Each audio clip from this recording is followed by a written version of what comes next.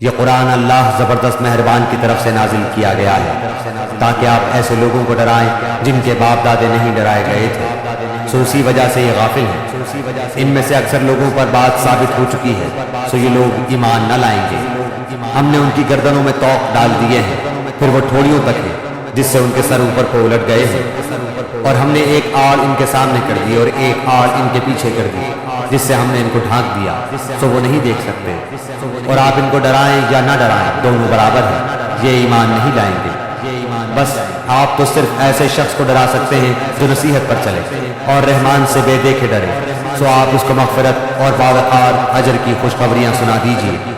بے شک ہم مردوں کو زندہ کریں گے، اور ہم لکھتے جاتے ہیں وہ اعمال بھی جن کو لوگ آگے بھیجتے ہیں، اور ان کے وہ اعمال بھی جن کو پیچھے چھوڑ جاتے ہیں، اور ہم نے ہر چیز کو ایک واضح کتاب میں ضبط کر رکھا ہے۔ اور آپ ان کے سامنے ایک مثال یعنی ایک بستی والوں کی مثال اس وقت کا بیان کیجئے جبکہ اس بستی میں کئی رسول آئے۔ جب ہم نے ان کے پاس دو کو بھیجا، سو ان لوگوں نے اول دونوں کو جھٹلایا، پھر ہم نے تیسرے سے تائید کی، سو ان تینوں نے کہا کہ ہم تمہارے پاس بھیجے گئے ہیں۔ ان لوگوں نے کہا کہ تم تو ہماری طرح معمولی آدمی ہو اور رحمان نے کوئی چیز نازل نہیں کی، تم نرا جھوٹ بولتے ہو۔ ان رسولوں نے کہا ہمارا پروردگار جانتا ہے کہ بے شک ہم تمہارے پاس بھیجے گئے ہیں، اور ہمارے ذمے تو صرف واضح طور پر پہنچا دینا ہے۔ انہوں نے کہا کہ ہم تو تم کو منحوس سمجھتے ہیں، اگر تم باز نہ آئے تو ہم پتھروں سے تمہارا کام تمام کر دیں گے، اور تم کو ہماری طرف سے سخت تکلیف پہنچے گی۔ ان رسولوں نے کہا کہ تمہاری نحوست تمہارے ساتھ لگی ہوئی ہے، کیا اس کو نحوست سمجھتے ہو کہ تم کو نصیحت کی جائے، بلکہ تم حد سے نکل جانے والے لوگ ہو۔